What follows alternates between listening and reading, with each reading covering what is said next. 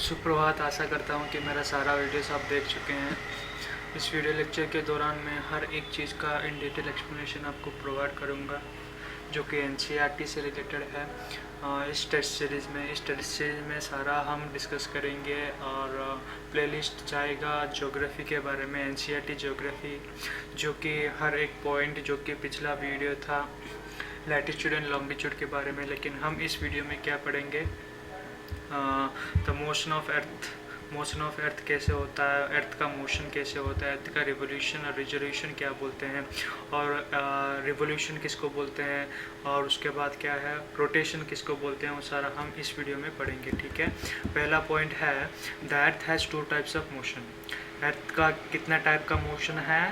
पहला है रोटेशन, उसके बाद है रिवोल्यूशन। जैसे कि हम जानते हैं ये सोलर सिस्टम अगर देखें तो उसका मिडिल में क्या रहता है? सन रहता है।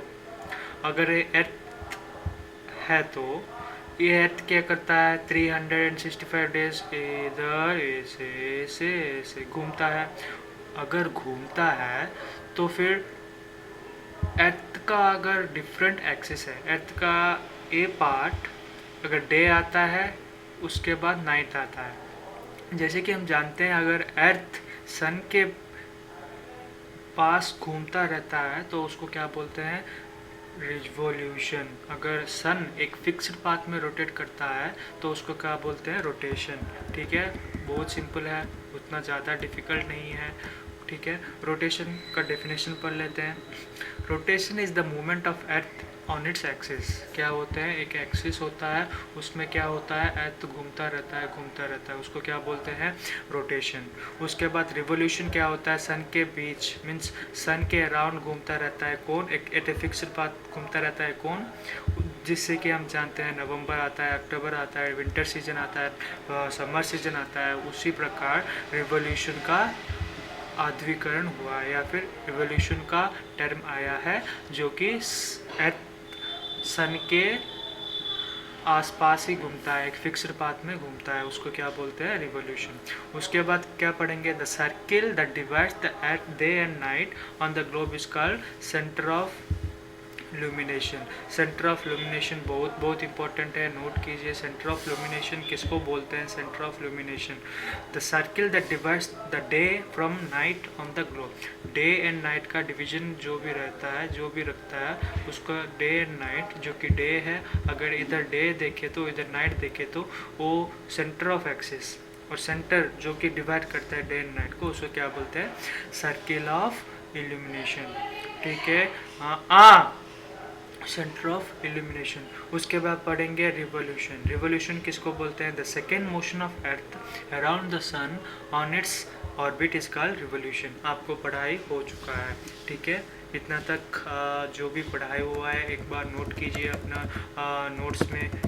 वेरी इंपॉर्टेंट पॉइंट जो भी है, सर्किल ऑफ इल्यूमिनेशन है, उसके बाद रिजोल्यूशन है, उसके बाद क्या बढ़े? रोटेशन है, टू टाइप्स ऑफ रोटेशन है। ठीक है, वो सारा हम कवर कर चुके हैं, एक बार फिर से देख लीजिए। नेक्स्ट पढ़ेंगे कौन कौन सा इम्पोर्टेंट पॉइंट है, वो पॉइंट वाइज आपको मैं इस वीडियो लेक्चर के दौरान आपको दे रहा हूँ, आपको तकलीफ नहीं होगा। It takes 365 days and 6 hours. ठीक है, 365 डेज को मिलकर और 6 आवर्स जो कि हर एक डे में, हर एक ईयर में आता है इन द लास्ट, वो दोनों को मिलकर जो कि 6 + 6 + 6 कितना हुआ? 24। सो 24 डेज 24 आवर्स हुआ ना। सो 6 × 4 कितना हुआ? 24 हुआ, जो कि 24 = हाउ मेनी डेज और हाउ मेनी आवर्स? 1 डे हुआ ना। सो उसी प्रकार 4 ईयर्स में एक बार एक लीप ईयर आता है, जो कि वो 24 आवर्स मिल जाता है। एक फरवरी महीने में एक दिन एक्स्ट्रा रहता है, वो ही हम जान चुके हैं। ठीक है, उसको एक्सप्लेनेशन करने में भी उतना तकलीफ नहीं होगा और समझने भी आपको तकलीफ नहीं होगा। होगा। इधर का leap year 366 days is called a leap year, जो 4 ईयर्स में एक बार आता है। ठीक है, उसके बाद हम क्या पढ़ेंगे, इलिप्टिकल ऑर्बिट। इलिप्टिकल ऑर्बिट का मतलब क्या है, that goes around the sun in an elliptical orbit. Earth का रोटेशन जो भी है, रिवोल्यूशन जो भी है, वो कौन सा ऑर्बिट में होगा, इलिप्टिकल ऑर्बिट, जो कि एक्स शेप में रहेगा, इधर ऐसा एक्स शेप में ना। समर सॉलिस्टिक क्या है, विंटर सॉलिस्टिक क्या है, वेरी वेरी इंपॉर्टेंट टॉपिक्स है, हम डिस्कस करेंगे क्या क्या। समर सॉलिस्टिक, उसके बाद है विंटर सॉलिस्टिक। ये समर सॉलिस्टिक क्या है और विंटर सॉलिस्टिक क्या है हम डिस्कस करेंगे। ठीक है, समर सॉलिस्टिक, उसके बाद है विंटर सॉलिस्टिक। ठीक है, that the night are longer than the days in winter. So अगर देखें तो विंटर सीजन में नाइट्स ज़्यादा रहता है। ठीक है, नाइट्स ज़्यादा रहता है और डेज बहुत कम रहता है। सो तब the position of earth is called summer सॉलिस्टिक।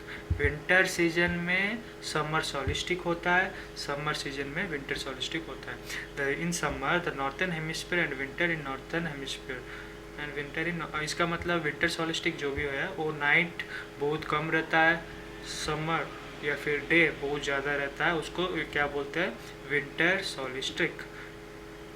ठीक है, अगर नेक्स्ट पॉइंट है, on 2 December the tropic of Capricorn gets direct ray of the sun in the south pole tilted towards it.